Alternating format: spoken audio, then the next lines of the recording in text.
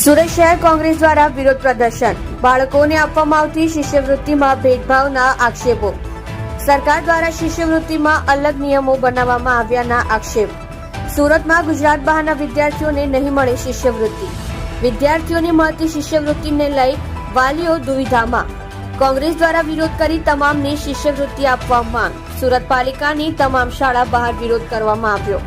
સત્ય માટે હંમેશા સત્યની સાથે જોડાઈ રહો। આ સુરત ન્યૂઝ ચેનલની સાથે।